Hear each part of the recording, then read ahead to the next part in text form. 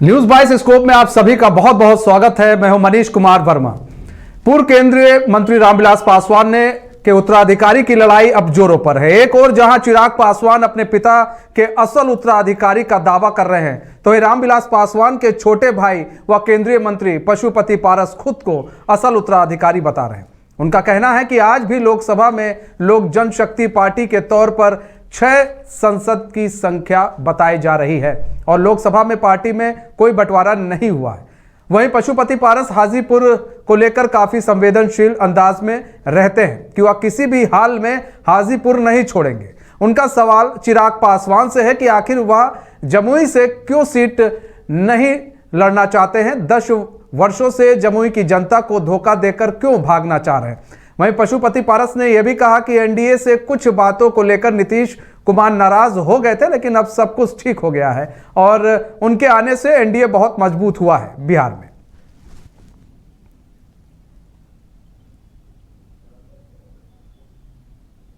नहीं था वो तो कुछ समय के लिए नीतीश जी चले गए थे, कुछ गुस्सा में थे, कुछ नाराजगी थी उनको, उसमें चले गए थे दूसरे गठबंधन में। और हम लोगों को पहले से पता था कि आज नहीं कल वो इस गठबंधन में आएंगे, क्योंकि बिना इस गठबंधन के कोई बिहार की राजनीति में बिहार का विकास भी होने वाला नहीं है। और नीतीश जी विकास पुरुष हैं, तो दिल से उधर नहीं गए थे, ऊपर के मन से गए थे। फिर देर सही लेकिन 15 महीना के बाद एनडीए गठबंधन में अपने पुराने घर में वो लौट आए। और भाजपा केंद्र में सबसे बड़ी पार्टी है और 543 सीट पर एनडीए गठबंधन का नज़र है।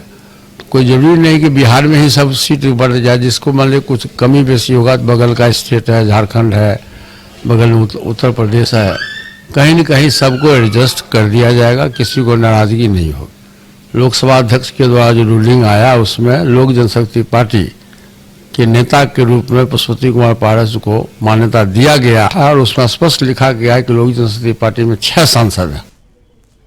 तो हमारे साथ अभिषेक जुड़ चुके हैं, हमारे संवाददाता पूरी जानकारी के साथ। अभिषेक, देखिए यहाँ पर पशुपति पारस जो है अब वो एक बार फिर से मुखर हो गए हैं और उनका कहना है चिराग पासवान को लेकर भी उन्होंने कई बातें कही, उन्होंने नीतीश कुमार को लेकर भी कई बातें कही। उन्होंने चिराग पासवान को लेकर कहा कि भाई जमुई की जो जनता है वो 10 वर्षों से इंतजार कर रही है, उन्हें क्यों धोखा देना चाह रहे हैं, हाजीपुर की सीट वो छोड़ेंगे नहीं।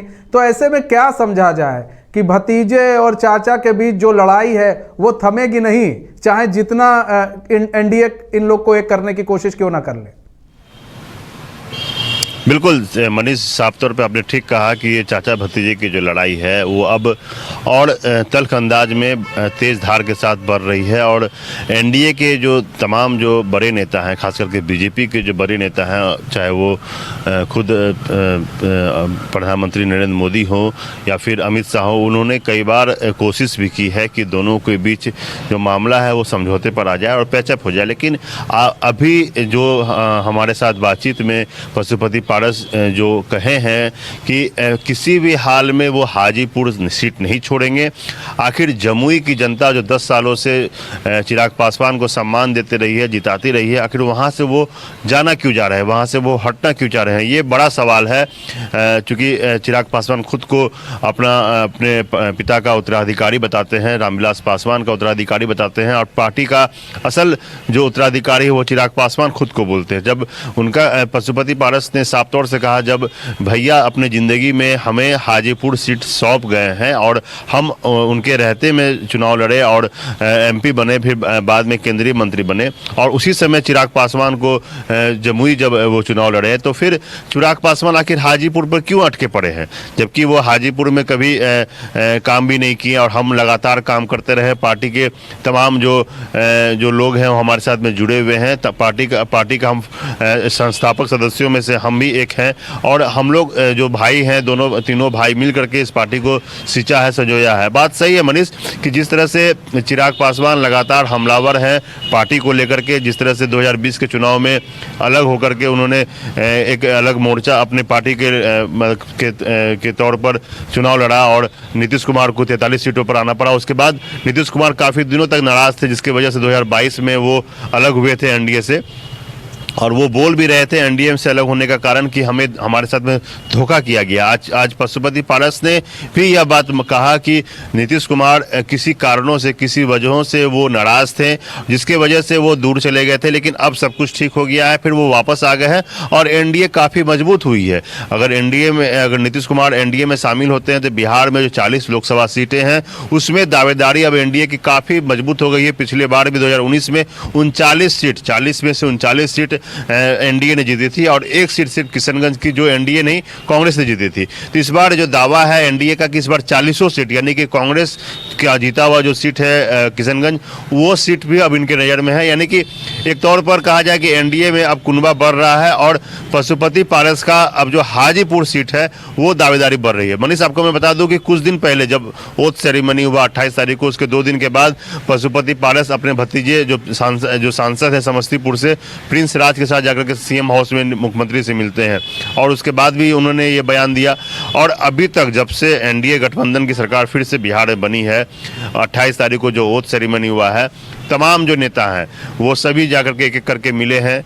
जीतन राम मांझी को छोड़ दें और चिराग पासवान को छोड़ दें तो ये 2 नेता अभी तक नहीं मिले हैं मुख्यमंत्री आवास में जाकर के। बाकी उपेंद्र कुशवाहा जो गारंटी मांग रहे थे बीजेपी से कि आप एक बार गारंटी ले लीजिए कि नीतीश कुमार अब दोबारा नहीं जाएंगे, वो भी मिल चुके हैं। पारस भी मिल चुके हैं, पारस के भतीजे के साथ उन्होंने अपनी मुलाकात की।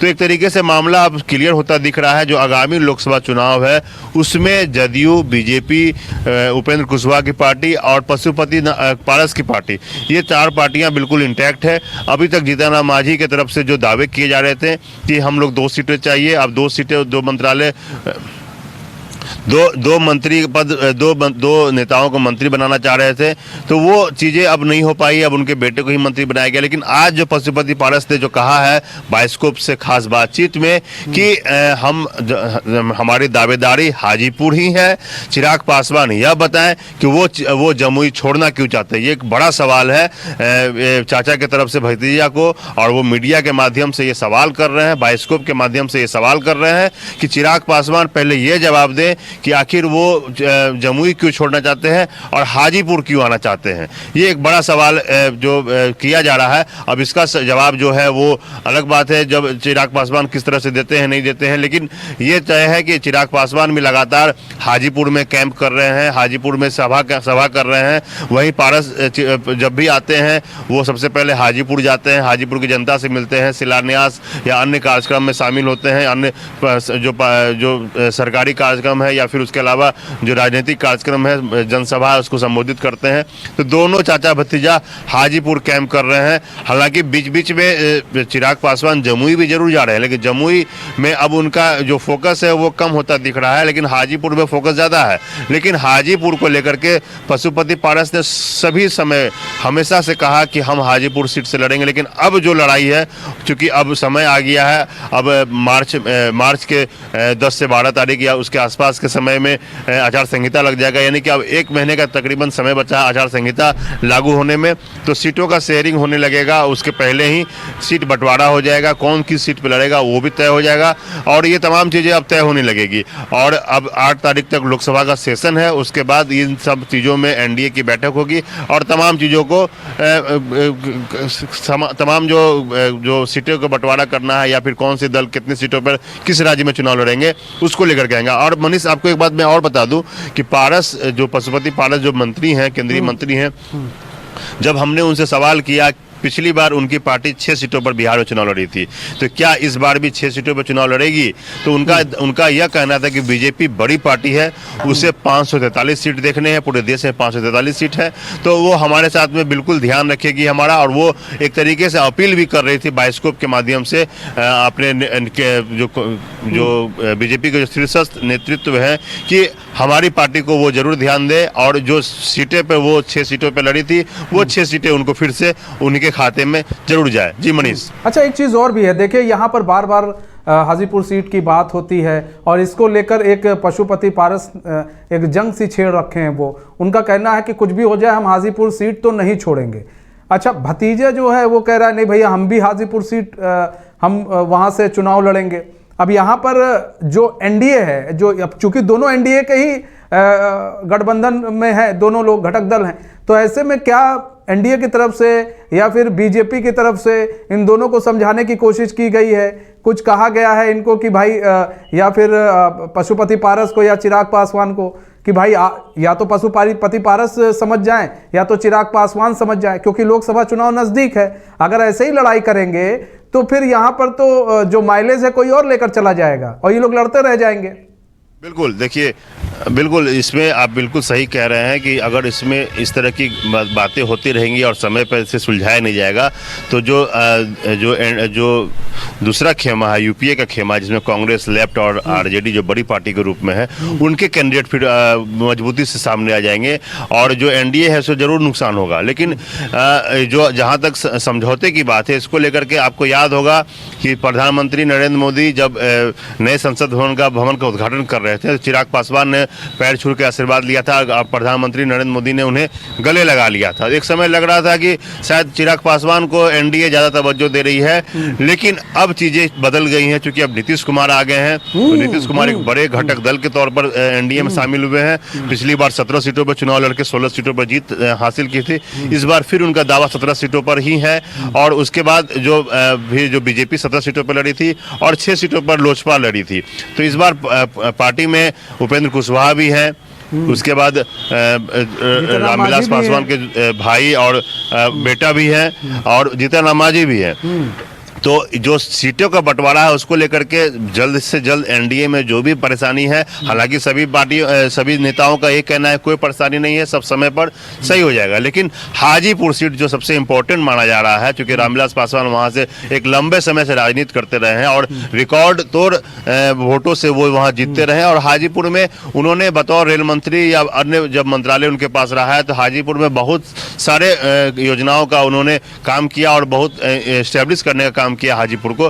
तो उसको बढ़ाने का जिम्मेवारी अब पशुपति पारस के पास है। लेकिन अब जो जिस तरह से हाजीपुर सीट को लेकर के चिराग पासवान दावेदारी ठोक रहे हैं, ये जरूर है कि इसको लेकर के बीजेपी के जो शीर्ष नेतृत्व में है या नीतीश कुमार हैं, इस तरह के जो बड़े नेता हैं, उन्हें समझाने की जरूरत पड़ेगी और यह पहल अब शुरू हो जाएगी या हो चुकी होगी और कई राउंड इसमें बातचीत भी होगी और किस तरह से किसके खाते में जाएगा ये तो बात वक्त पर बताएगा। लेकिन एनडीए या बीजेपी ये जरूर चाहेगी कि चिराग पासवान और पशुपति पारस फिर एकजुट हो जाए और एक साथ होकर के चुनाव लड़े। लेकिन जिस तरह से तल्ख अंदाज है पशुपति पारस के खास तौर पर, वो कहना मतलब मुश्किल है कि ये शायद उनके साथ जाए, क्योंकि ऑप्शन अब बढ़ गए हैं। मनीष, मैं आपको बता दूं, ऑप्शन अब बढ़ गए हैं क्योंकि अब जदयू एनडीए यूपीए से निकल चुकी है। अब वहां एक बड़ा घटक दल बाहर हो चुका है और वहां पर अब सीटों का संख्या बढ़ गई है